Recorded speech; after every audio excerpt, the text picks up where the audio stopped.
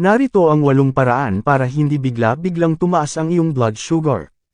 Una, unahin natin ang gulay bago tayo kumain ng kanin, halimbawa, pechay, kangkong, repolyo. Bakit kamo?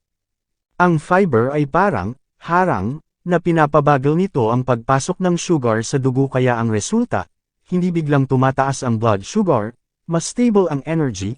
Iwas antok pagkatapos kumain. Pangalawa, maglakad agad pagkatapos kumain, 10 to 15 minutes. Bakit kamo? Ang muscles ay gumagamit ng sugar bilang energy. Kapag gumalaw ka, ang resulta nito ay nababawasan ang sugar sa dugo, hindi ito naiipon, mas gumaganda ang insulin response. Pangatlo, uminom muna ng tubig bago matatamis.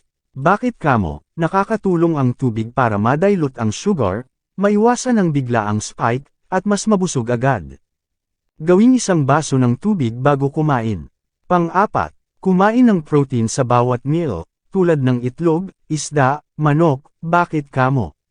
Pinapabagal kasi nito ang digestion at mas stable ang blood sugar, hindi ka rin agad magugutom.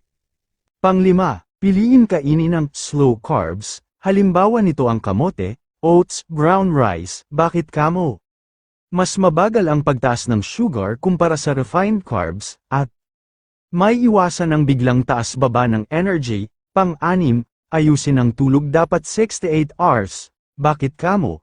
Kapag puyat, nagiging resistant ang katawan sa insulin at mas mataas ang blood sugar kahit normal ang kain.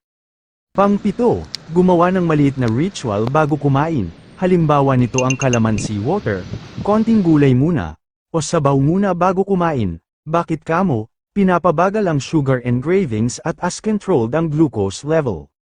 Pang-8, bawasan natin ang stress. Bakit kamo? Ang stress hormones ay nagpapataas ng blood sugar kahit hindi ka kumakain.